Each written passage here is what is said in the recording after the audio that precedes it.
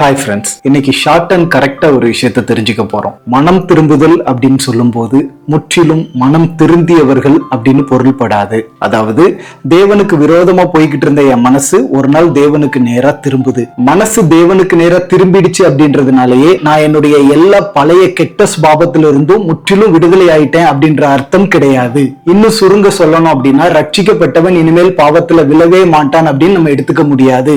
ஆனா பிதாவுக்கு நேரா மனம் திரும்பின ஒருவன் பிதாவுக்கு பிரியமில்லாத காரியங்களை வாழ்க்கையில செய்யறத கொஞ்சம் கொஞ்சமா குறைச்சுக்கிட்டே வருவான். அதுக்குதான் பரிசுத்த ஆவியானவர் நமக்கு கொடுக்கப்பட்டிருக்கிறார். அவர் இப்படிப்பட்ட வாழ்க்கைக்கு நம்மளை ஊக்குவித்துக் கொண்டே இருப்பார், நம்மை பூரணத்தை நோக்கி நகர்த்தி கொண்டே இருப்பார். அதாவது பிதாவை நெருங்க நெருங்க அவனுடைய சுயம் அழிந்து கொண்டே இருக்கும், பிதாவுக்கும் அவனுக்கு இருக்கிற உறவு ஐக்கியம் வளர்ந்து கொண்டே இருக்கும். சோ மனம் திரும்பிட்டேன்னு சொல்லும் போது முற்றிலும் கிறிஸ்துவ போல மாறிட்டேன்னு அர்த்தம் கிடையாது, மாற ஆரம்பித்து விட்டேன் என்று அர்த்தம். அதனாலதான் மனம் திருந்தினதுக்கு அப்புறம் என்கிட்ட வான்னு இயேசு அழைக்கல, திரும்பி வா, நான் உன்னை திருத்துகிறேன் அப்படின்னு ஆண்டவர் சொன்னாரு. என் பின்னே வாருங்கள், நான் உங்களை மனுஷர்களை பிடிக்கிறவர்கள் ஆக்குவேன்னு சொன்னாரு. அவரே ஆக்குவார். ஆம், அவர் நம்மை உருவாக்குவார், பலப்படுத்துவார், ஸ்திரப்படுத்துவார், அவருக்குள் நிலை நிறுத்துவார். அதனால சோர்ந்து போகாம கிறிஸ்தவ வாழ்க்கையில முன்னேறுவோம்.